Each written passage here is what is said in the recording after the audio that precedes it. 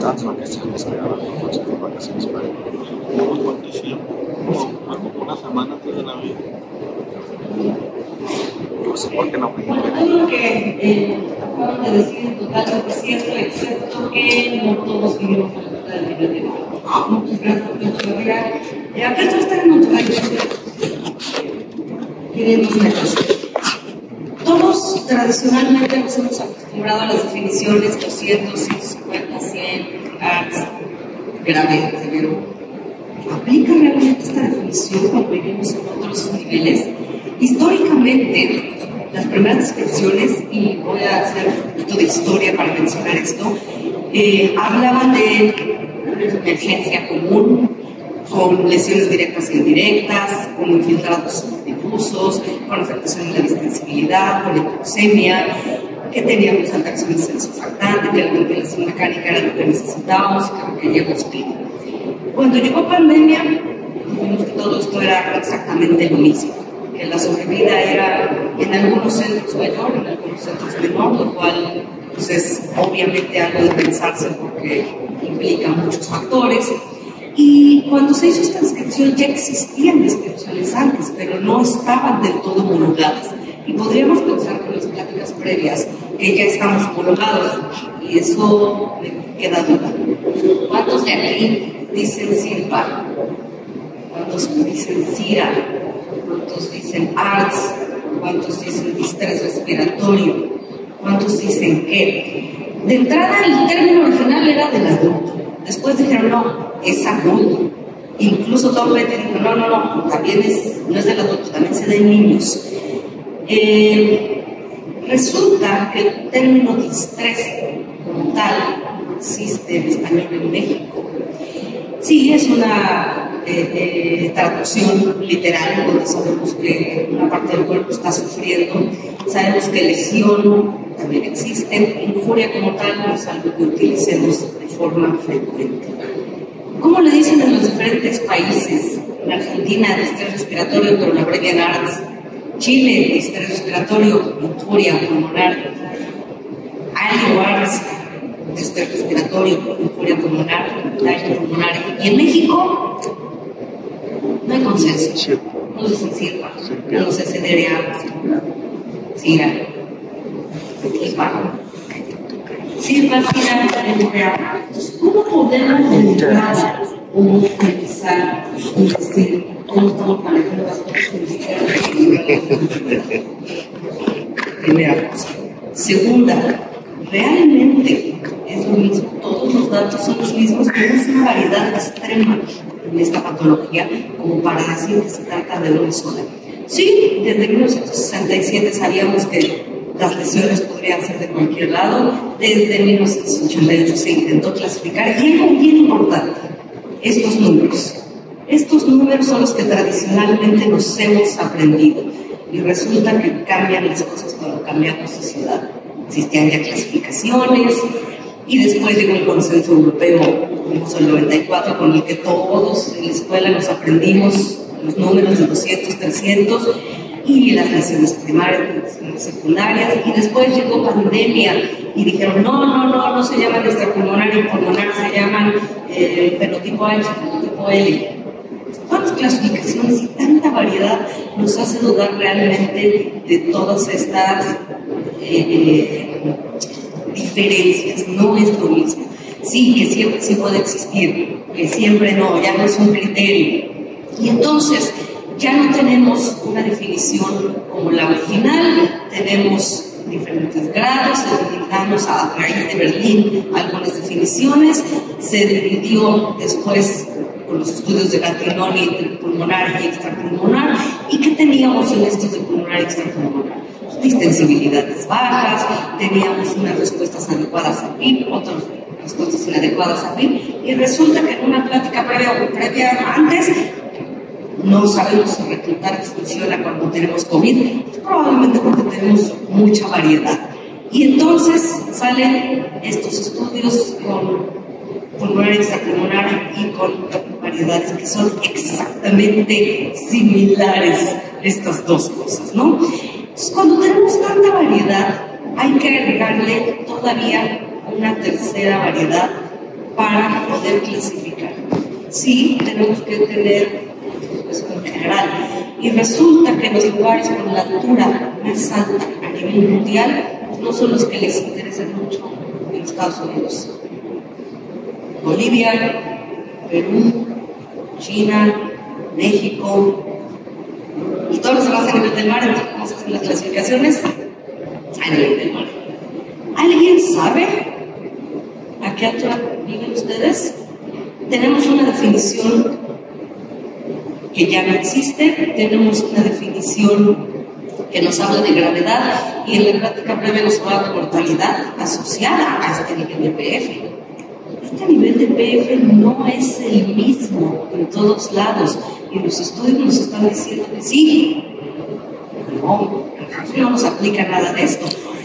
En Berlín dijeron, esta es la definición, menos de una semana, las imágenes son X o Y, el edema puede tener diferentes explicaciones y la oxigenación es esta, menos de 100, 100, 200, 200 y 300.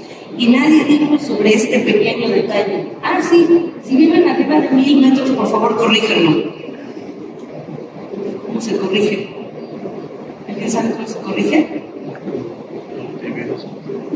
No todo el mundo sabe cómo se corrige y creemos que es lo mismo. ¿Cuál es la relevancia? ¿Cuál es el problema? Que la columna de aire que tenemos cuando vivimos a nivel del mar a 0 metros de 760 milímetros de mercurio hasta arriba de la atmósfera. Los que están en el Everest respiran bien poquito, pero los que estamos en la Ciudad de México a 2.235 metros sobre el nivel del mar, este 760 no es 760, este número es 585, 580, en algunas partes de Coajimalpa llega a ser todavía menor. Entonces, aquí hay una diferencia casi del 25% menor de oxigenación en la Ciudad de México. Y resulta que de las 50 ciudades más altas tenemos Toluca, 2.600, Ciudad de México, 2.300, San Luis Potosí, León y Guadalajara, 1.500. Entonces, en teoría, nos tocaría estar en muchas ciudades. Y estas son las ciudades más altas del mundo, para bien o para mal. África, Centroamérica y América del Sur son las principales, entonces en las definiciones ni europeas ni norteamericanas nos incluyen más que hay ajuste. ¿Cómo se hace este ajuste? Desde hace algunos años ya había interés en esta diferencia, y si ustedes buscan los estudios publicados sobre esta diferencia de altitud, hay un autor, y es el mismo, y publica para que no tengan problemas cuáles son los valores gasométricos estimados en cada ciudad. No se alcanza a ver y no la vamos a buscar, pero tenemos desde 3.500 que están publicados en la revista mexicana todas las altitudes. Ampliamente recomendables si no saben a qué altitud viven. Entonces, sí es cierto, la definición dice 200, 300, 100, 200, menos 100.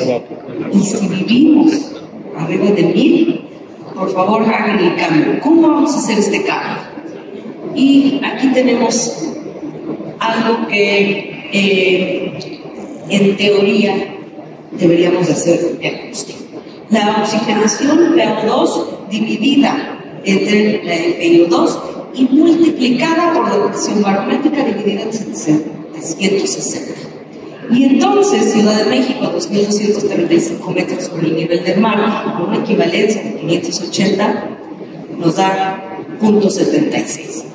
Este artículo publicado apenas hace un mes, es una revisión, 3 publicaciones sobre estrés respiratorio. En la primera recorrido con mi historia, en la segunda las definiciones, y en tercera la pediatría. En este segundo artículo, publicado por Lorraine Ware, habla sobre estos ajustes, habla sobre las probabilidades y posibilidades que tenemos que ajustar a lo que se debería de hacer para estandarizar y divulgar estas definiciones. Y entonces, si nuestro número mágico en Ciudad de México es 0.76, todos ustedes deberían de conocer este 580. Nosotros ya no lo sabemos. Es 0.76. ¿Cuáles son ustedes? ¿A qué altura se encuentran ustedes y cuánto tenemos que ajustar? ¿Y qué hacemos con este punto 76? Ya, encontré mi número mágico, ya sé cuál es mi altura, ya sé mi número. ¿Qué hago? Vamos a cambiar esta P a dos figuras. Y entonces, resulta que los números en México no son 200, 300, 100, 200, son 100. Los números para clasificar un distrés respiratorio que ni siquiera sabemos cómo llamarle es de 153 a 229. ¿Alguien sabía eso?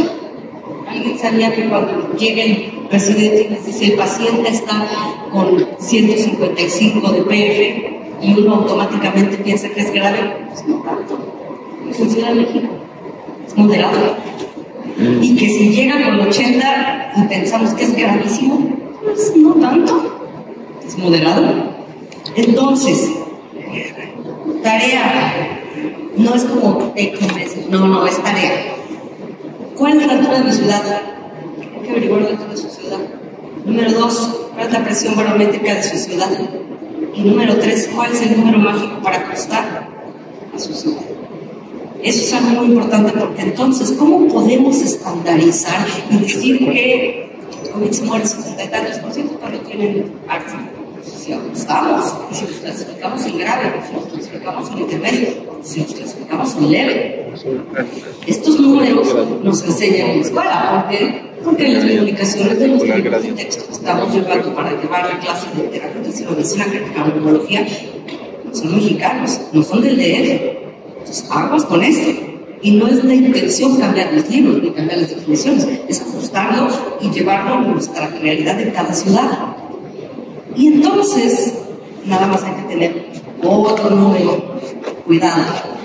Ya los aprendimos, sí, no son estos son solo si vivimos a nivel del mar, son estos. Pero entonces, vamos a poner un ejemplo y es un número al azar. Nuestro paciente tiene 226. Lo ajustamos, lo multiplicamos por 0.76. Tiene 176. Pero también tenemos que meterlo a esta clasificación, no dejarlo donde está. Opción número 2. Y si en vez de hacer ajustes de tabla para que podamos seguir enseñándole a todo el mundo que son 100, 200, 300, multiplicamos en vez de 0.76 por 0.24. ¿Por qué 0.24? Porque es lo que nos falta para el 100%. Entonces lo restamos a nuestro 100%. Entonces, número 1, ¿cuánta altura hay en mi ciudad? Número 2, ¿cuánta es la presión barométrica? Mi presión barométrica es 760, saco mi porcentaje. Mi porcentaje lo resto de 1. Y ese lo sumo a la PF. Y entonces, si mi paciente que originalmente tenía 226, ahora lo multiplico por 24 y tiene 280, y entonces ahora sí entra en la clasificación. Eso es más fácil que querer cambiar una clasificación. Matemáticas básicas. Tengan cuidado.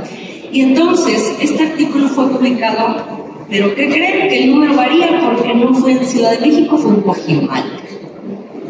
Entonces, aguas con querer estandarizar qué está grave y qué no está grave. ¿Cuál es la relevancia de esto? Las tablas de PIB nos dicen si tiene menos de una PF de tanto o una PF de tanto, le doy tanto de PIB. Si tiene tanto de PF, tanto de oxigenación, le doy tanto de PIB, tanto de extensibilidad, tanto de ajuste. Si es moderado o grave, ya ni siquiera me ponen el número. Si es moderado o grave, PIB alto. Pues depende moderado o grave de dónde estemos. Pues tenemos que hacer este ajuste. Y esta, más importante, aquí me dicen qué hacer, dependiendo de un número que ni siquiera es real para mi ciudad. Entonces, aguas con este ajuste. ¿Qué hay de la saturación? También la saturación cuenta. ¿Qué es lo que pasa? Entonces, cuando no tengo PF, siempre tuvimos PF, siempre tuvimos PO2, pero llegó pandemia. Y llegó pandemia y se acababan, ya no había oximetrías, ya no había agujas, ya no había, todo se agotó. Y usábamos oxímetro. ¿Funciona? Sí. ¿Correlaciona? Sí, pero no es lo mismo, ¿eh? Entonces, aguas con eso. Porque si voy a usar saturación, también tengo que hacer la misma corrección.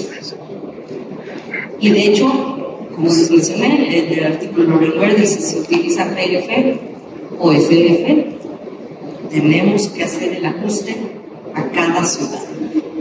Y regresar a fisiología básica.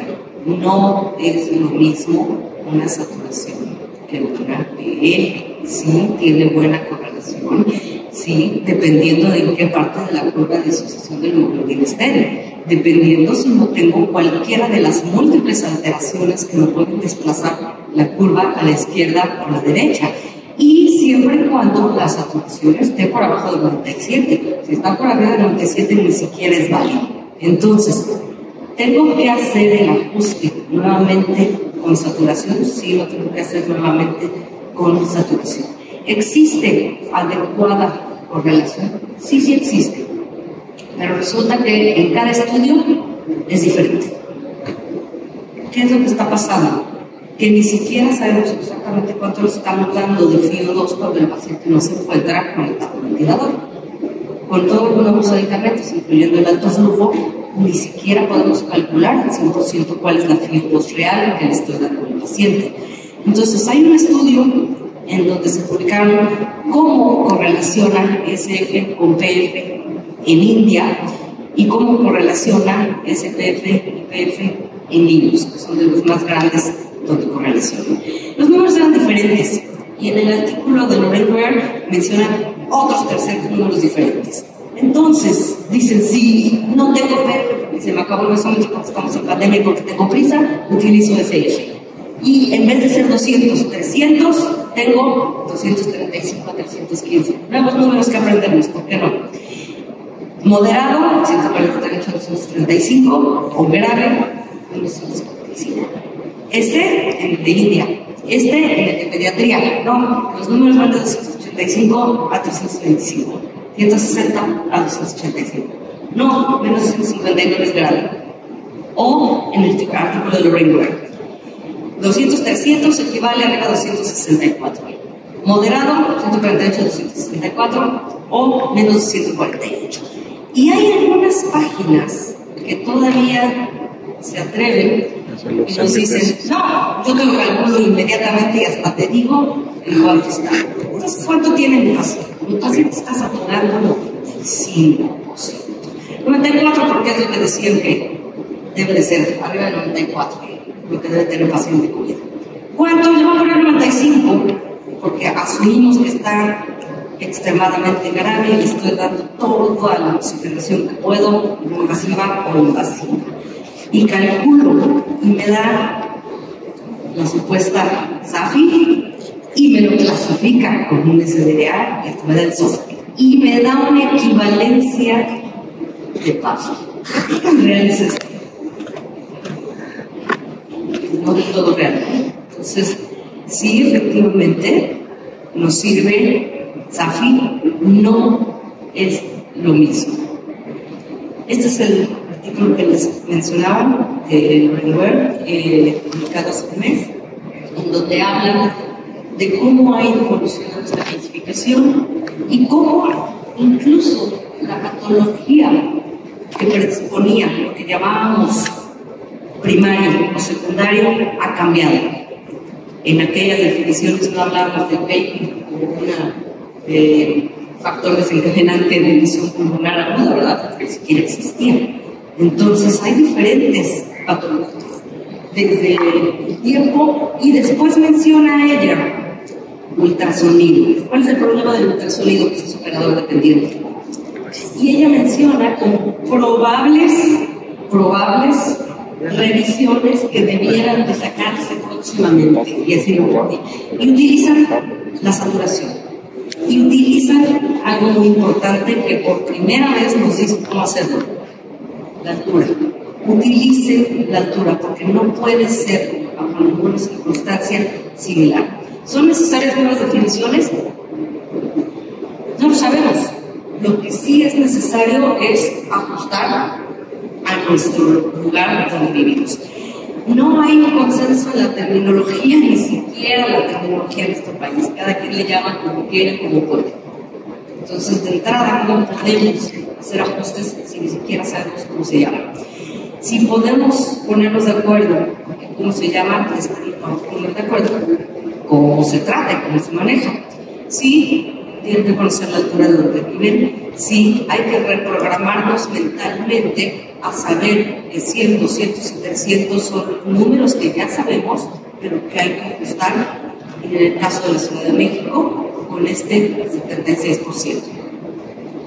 Saturación, más que como un valor puntual, como una tendencia. Si tengo una SAFI que estaba en 99 y de repente tengo una SAFI que está en 70, pues definitivamente empeoró independientemente de cuál es mi correlación con una PF.